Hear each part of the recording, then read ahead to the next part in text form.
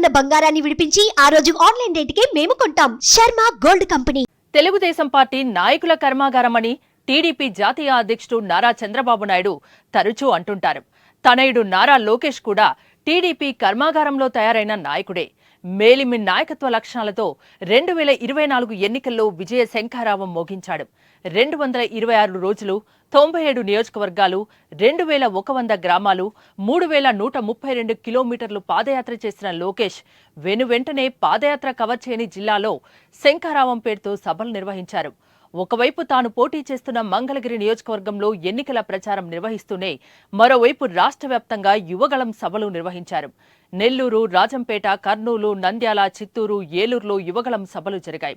యువగళం పాదయాత్ర సందర్భంగా నిర్వహించిన హలో లోకేష్ తరహాలో యువతతో ముఖాముఖి మాట్లాడారు. యువతకు ఉద్యోగ, ఉపాధి అవకాశాలు ఎలా కల్పిస్తామో వివరించి కొత్త ఓటర్లు, యువత మద్దతు కూడగట్టడంలో విజయవంతమయ్యారు. రాష్ట్రంలో కూటమి ఎన్నికల ప్రచార సభలకు ప్రధాని, ప్రముఖుల రాక సందర్భంగా వాటి ఏర్పాట్లు, బాధ్యతలు చూస్తూనే ఆ సభలకు టీడీపీ ప్రతినిధిగా హాజరయ్యారు లోకేష్. తమిళనాడులోనూ కూటమి తరపున, బీజేపీ అభ్యర్థి తరపున లోకేష్ ప్రచారం చేశారు. అలు పెరగని ప్రచారం, రాష్ట్రమంతా వాయువేగం పర్యటనలతో యువత నుంచి కూటమికి మద్దతు కూడగట్టారు లోకేష్. యువగళం వినిపించిన లోకేష్ కూటమి విజయంలో కీలక పాత్ర పోషిస్తూ విజయ శంఖారావాన్ని పూరించారు. సుమన్ టీవీలో మీ పర్సనల్ అండ్ బిజినెస్ ప్రమోషన్స్ కోసం కింది నెంబర్కి కాంటాక్ట్ చేయండి.